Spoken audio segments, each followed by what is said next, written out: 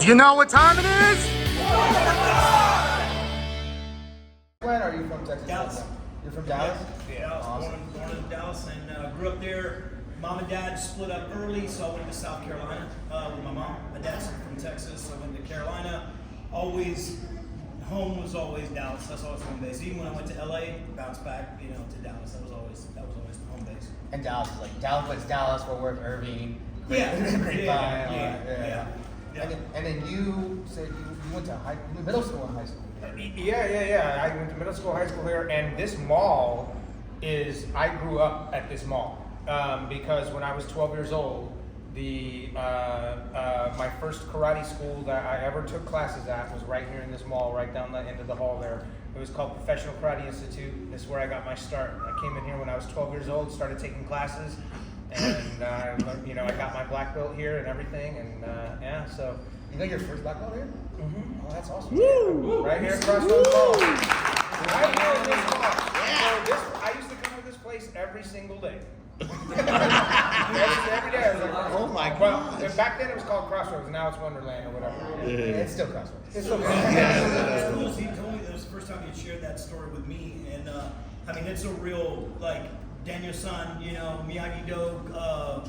Because he came in and he goes, I don't have any money, but I'll scrub floors, I'll take out the trash, I'll wash windows, and the guy trained me. I was 12 years old when I was so scared to ask the teacher that question if he would, because I figured they would say no, and the guy's running a business, why would he teach karate for free, So I said I'll come and I'll clean the windows and clean the bathrooms and stuff in exchange for lessons. And he said, well, how are your grades? I go, well, I get all A's and B's. And he was like, okay, then you can take class. So I took class and I lived here. I was here every day. I'd get here right after school. I'd get right over here and I would stay until close.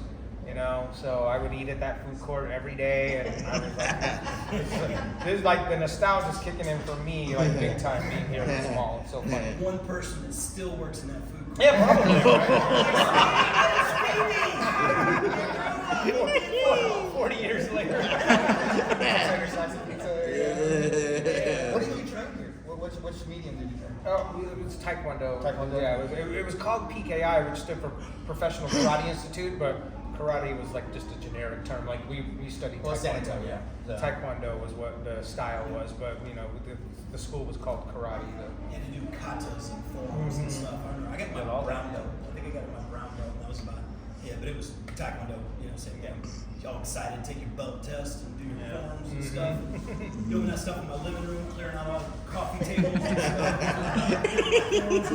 Yeah, I got to yellow belt, and then so what happened eventually when I was 19, my karate instructor here, he sold this school, and then he said, I'm moving up to Dallas to open up another school. Do you want to come with me?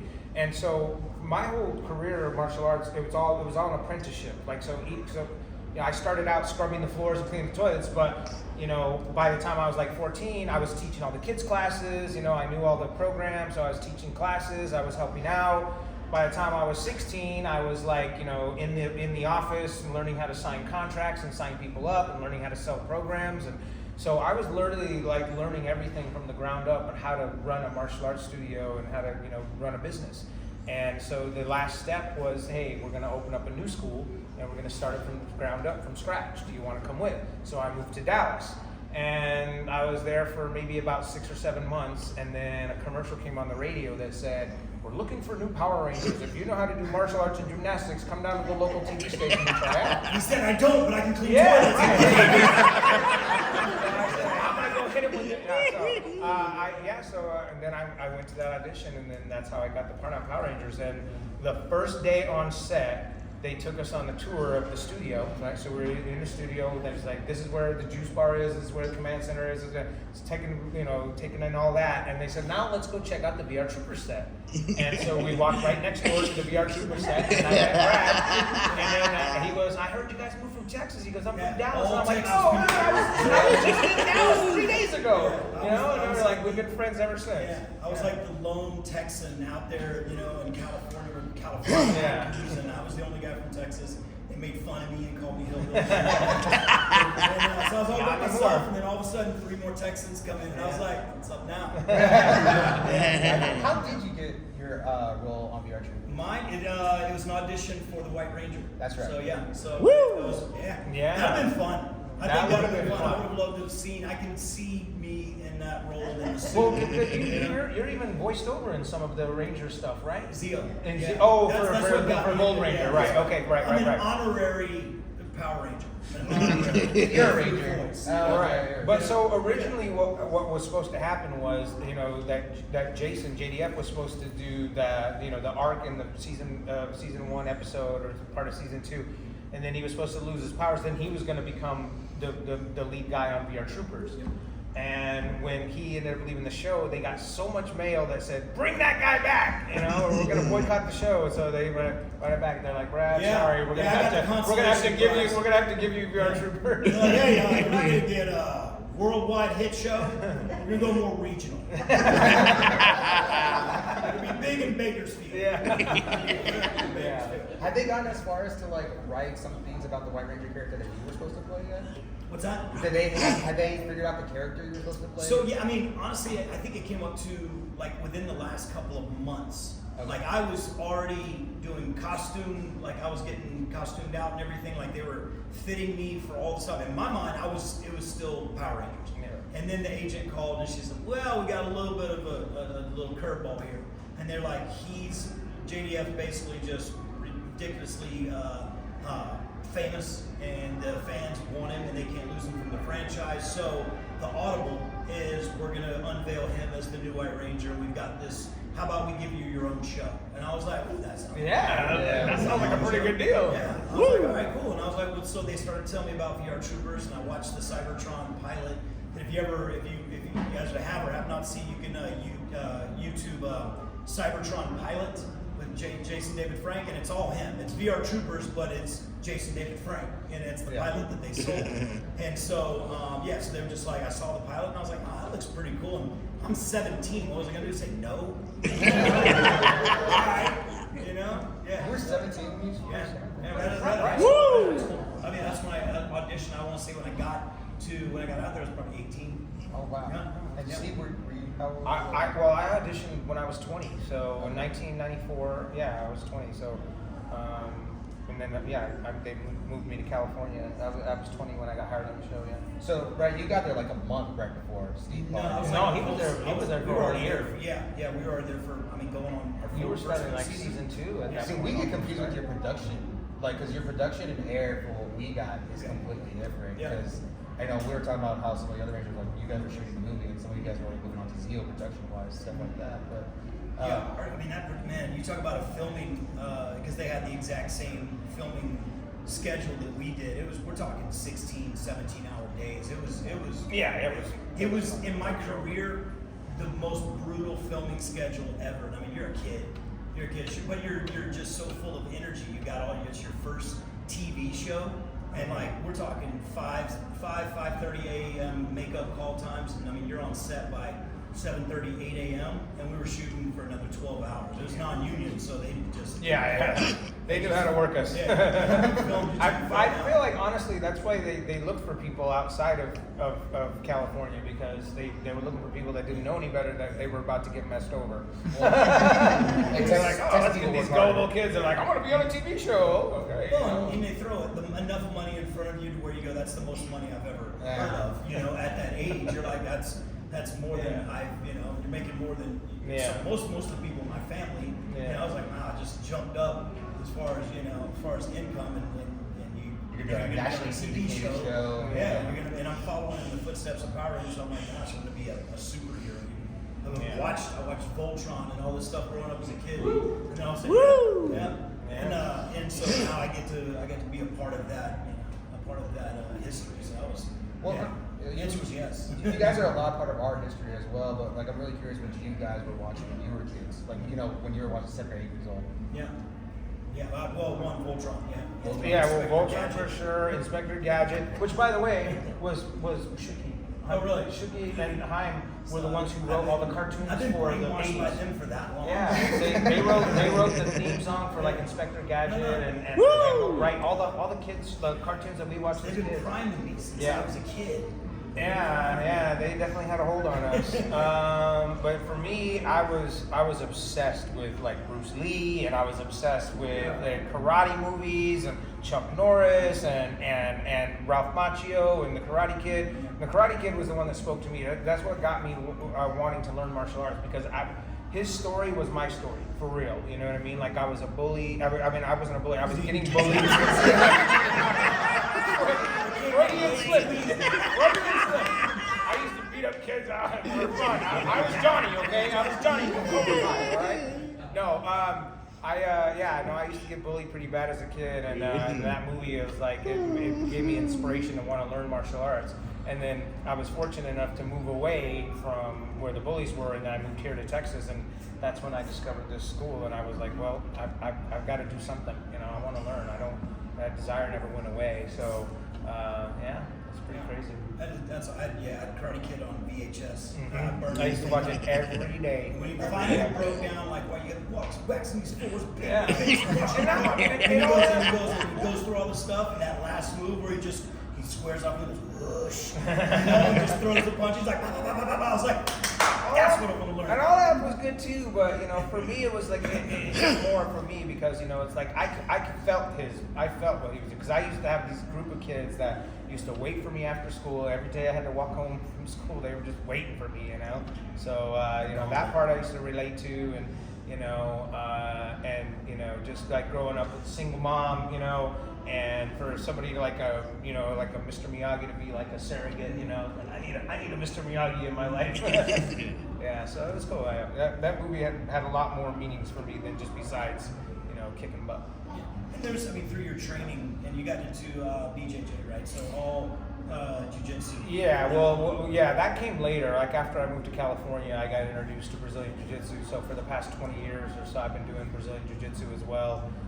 But yeah, martial arts has always been a part of my life ever since I was, very young. So was there, and I'm sorry, I just took over the moderation. No, you're good. I was curious. I was like, We got this. It's fast as done, Brad. So was there a point where you stopped getting bullied?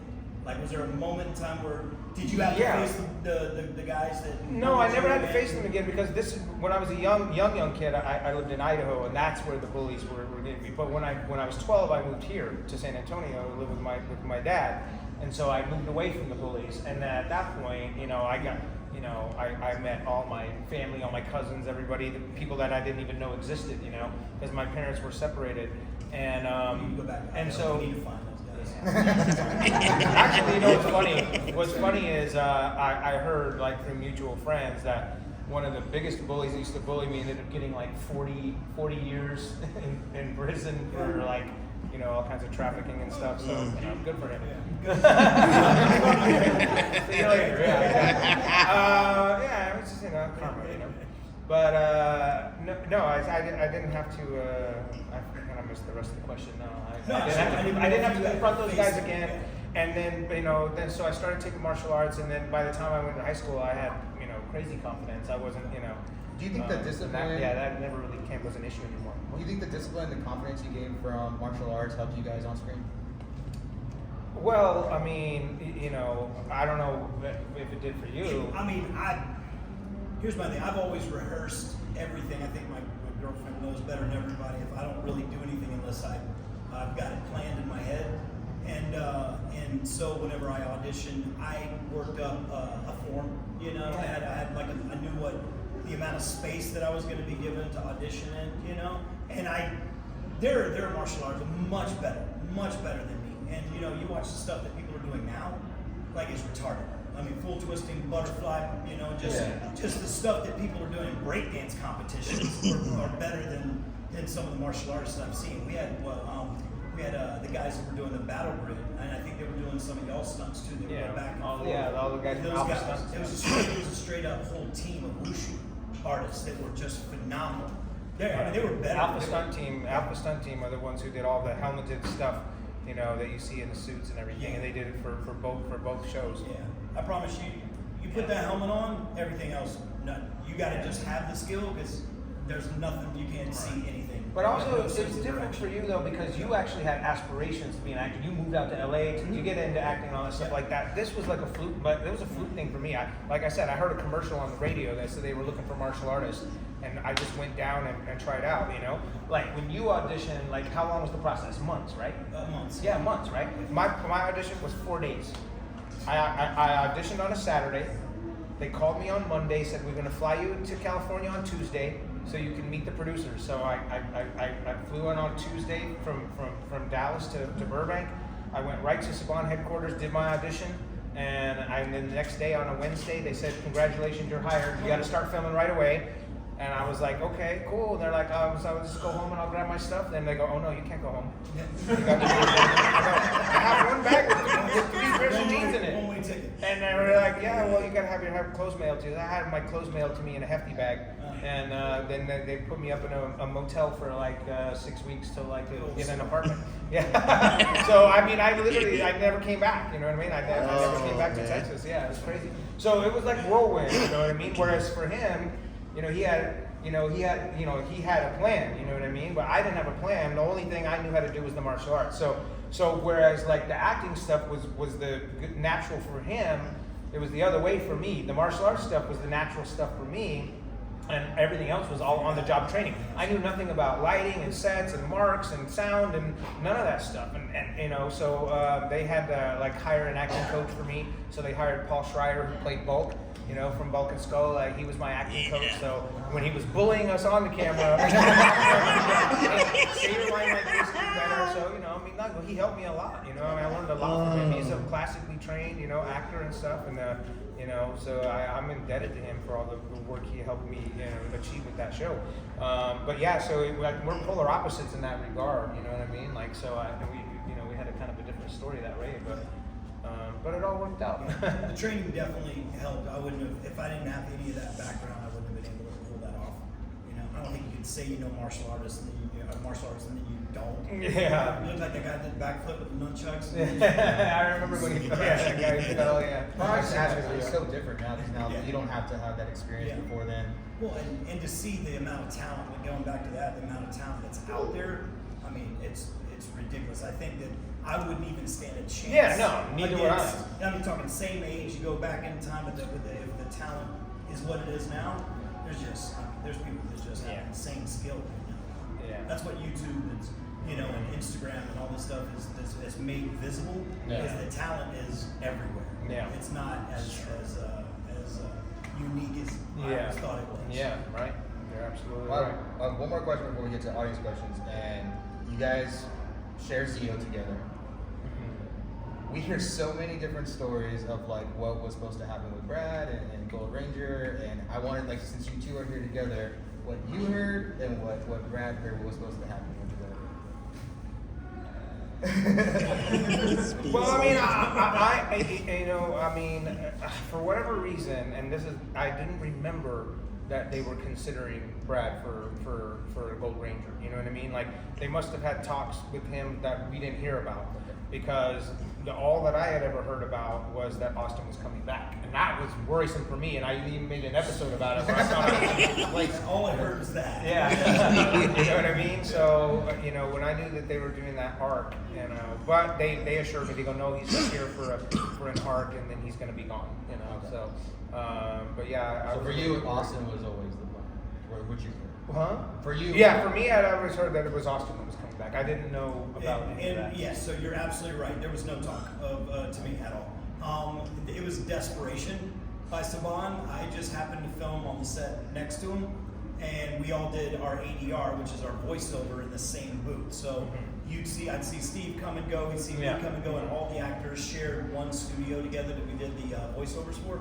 So there was one point they just, they pulled me aside and they said, hey, we've got this character, but we don't have the actor figured out yet. So they were still, I guess, in negotiations on that, but they had already finished up the episode. So it was already the introduction of the Gold Ranger, if you look up like YouTube Gold Ranger debut, they had already had that. It was ready for the actor to step up and do the voice, and they didn't have the actor, so they just asked me. They're like, "Hey, you're cheap."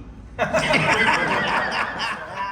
don't even think I got paid. I don't even think I Probably got paid. didn't. I mean, I know they didn't pay us for when we had to do ADR. Yeah, they just rolled it into my They VR just Trooper rolled it in, session, man. you know? Yeah, it's like- they're like, "Hey, here, just if you were to say those lines, how would you say that?" You know? And they're like, "What is this?" Yeah. How would you say those 40 lines? So, We're just gonna do a test here. But you know, like that, it was incredibly unfair of them to do that though, because that was a lot of extra work. I mean, we're already working 12, 13-hour days. Then we'd have to go in and stay for another hour, hour and a half to do the voiceover stuff. I'm like, man, like crazy. it was They definitely worked us, man. the most work, Yeah. the most time that I've ever put into a show was that. Yeah. I'm glad I did that because I was like, wow, that's what that. Yeah, I mean, when you look back at it now, it's like it's nothing but good memories. You know what I mean? It's like I don't sit there and think about, oh, that was so rough, I hated it. You know, like you don't think about But that. now, if someone offered you that pay for that amount of work, Ain't nobody got Morphin time for that. Never. All right. Do you have any questions from the audience? Audience questions. Okay, I have 2 questions. One for Brad, and then one for both of you. My first one for Brad. Between Zeo and VR Troopers, which one was more fun? More fun for you to do between fighting the Skugs on VR Troopers, or voicing the Gold Ranger and beating up the cog, where you went bouncing all around, and also at the same time did the voicing Gold Ranger after Power Rangers leads you to pursue voice acting? Okay, so 2-part. Which one was more fun? I would say VR Troopers was more fun because it was my first TV show. First time ever being a superhero. The story's all about you. And the live action element of actually being able to choreograph your own fight scenes and stuff like that. Yeah, nothing will ever change that because I was in the best shape of my life. Those kicks aren't that high, so it was fun to be limber, you know. So that was probably more fun. The thing that was getting me whenever I did the voice for Gold Ranger was the nostalgia of now I'm a Power Ranger. So I felt like that, you know, kind of that shot of the rush of adrenaline, because I was like, now I get to be a part associated with that part of history, and we all knew Power Rangers was going to be the history, you know. So yeah, I was both, but you know, my love was VR Troopers. And yeah, so second part, did it spawn more voiceover work? Yeah, like right now, most of the work that I do, I don't do much camera work. I do mostly voiceovers for Crunchyroll. Okay. And my second one is for both of you. For both of you, was there anything embarrassing that happened on set for when you work with the Mighty Morphin cast, and also when you work with the VR Trooper cast, like any pranks or anything embarrassing while you were filming your seasons or whatever? I was just so good that I never messed up. There's nothing to be embarrassed about. Okay. You know? Like no practical jokes. I watched the first 20 episodes of VR Troopers and it's cringeworthy. Oh yeah, no, it's true. I'm kidding. Like, you know, like for me, I mean, I had no acting experience. You know what I mean? So I mean, to watch, if you go back and watch like the intro of when we first came in and just see how cardboard Rocky is pretty bad, you know? And the one that everybody's like, oh, I like Rocky just wants to have fun so much. And I'm like, that's the worst episode. You know? Did you have to dance? No, well, yeah, there was a lot of dance stuff, but it was like, you know, like I guess like my character, like, you know, he got put under a spell and he kind of shirked all his responsibilities, and all he wanted to do was, you know, play video games and just have fun and do nothing else. And you know, like I was neglecting all my, you know, my responsibilities. Yeah. But you know, It's a great episode. The thing is, like, for now, right? Everybody's got a camera in their hand, right? And you know, everyone's used to seeing themselves on camera in some way. Back then, it was like, you know, unless you went to, you know, Radio Shack and would buy a, you know, $1,000 camcorder, and you were one of those people that would film, you don't really see yourself on film very much, and you don't really hear your voice recorded very much back then, you know? So to look at yourself on video and then hear your voice sounded weird, you know? It wasn't like, it wasn't as commonplace as you would see it now. And so the first time I saw any kind of like daily playback video was the Rocky Just Wants to Have Fun, and I saw myself on camera, and I just hated it. I was like, oh my god, this is how it's gonna look. I'm like, oh, you know, I was so cringe. Yeah, exactly. You know, so he's right about that. I watched some of that, and you know, I mean, at least you had training. You know what I mean? Like, so if you could be critical of yourself that way, but I had real reason to be critical because I didn't know what I was doing at all. So. You know, it was frustrating. Yeah, I like the episode where you took on King Mondo by yourself. You tried to prove yourself, and then you got your butt whooped in the Super Zeo Zord. Yeah. I saw your hand up. So I have a question for Steve. Mm-hmm. How was it, like, when you got the final call to be the Red Ranger? How did you feel taking, like, the mantle? Oh, okay. I was gonna say, like, how did it feel to put on the suit? Well, again, here's just another testament to the disorganization that was over there. I didn't even know what part I got. When I auditioned, first of all, they didn't even tell me they were looking to replace any actors. I just thought they were like augmenting the cast or something like that, or they were bringing some friends, some people. I didn't know what I was going to be. And even once they told me, congratulations, you guys are the new Rangers, you know, and we figured out that we were actually going to be on the show. When I went into wardrobe to start getting fitted for stuff, the wardrobe person goes, well, which Ranger are you going to be? And I was like, I don't know. And they're like, are you the red one or the black one? I go, I don't know. They had to run down the wardrobe, run upstairs to the dressing office, go, which one is Steve supposed to be? We got to fit his suit. And they're like, oh, he's going to be the red. And all that. They came back down. I'm like, please be red. Please came back down. You're red. I'm like, yes, okay, cool. So I was excited about that. So then I'm thinking I'm going to get fitted for a new suit, right? But all they did was they just came and took measurements of me, and then I was like, okay, that's cool. And what did they do instead? They just gave me Austin's old suit and built a muscle suit for me underneath it. So yeah, so it's like I just had to wear his old suit. I'm like, I'm never getting away from this. Nothing is gonna be my own, you know. So they made muscle suits for me and Johnny because we were so skinny. You know, that so whenever you see us in the red suits, you'll see it, the muscle suits underneath it. I mean, it had been great if they'd have shouted down from upstairs, he's the pink one! That's what I was thinking. What if this is made of an accident? Yeah, it was on that yeah, insane. Yeah, right. I saw you handed it up. Yes. I remember hearing that, like, because when you, Johnny, and Karen, y'all came in and also, I don't know if the movie was on the way too. I remember hearing that y'all were in Australia filming a few episodes there, as well as filming the movie. What was that like? Yeah. So I mean, you know, so the timing of it was crazy. So we got hired, and they were like, "Congratulations, you're the new Rangers. We're gonna film for a month and a half so that we can get some episodes in the can, which means get some episodes, you know, on the record, so to speak.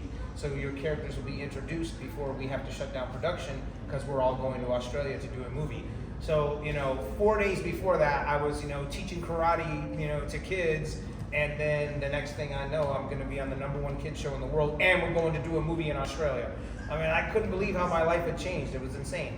And the thing is that when we got to Australia and started making the movie, we got through like 3/4 of the entire movie. We were almost finished filming everything. And when we went on the holiday break, the Christmas break, when they came back, they said, we didn't like the way that the storyline was going, so we've rewritten the script and we're going to reshoot half the movie. So we had to, I mean, we were only supposed to be there for, you know, 6 weeks or something. We ended up being there for almost 4 months. And so they were like, well, now we've cut back into the schedule for the TV production.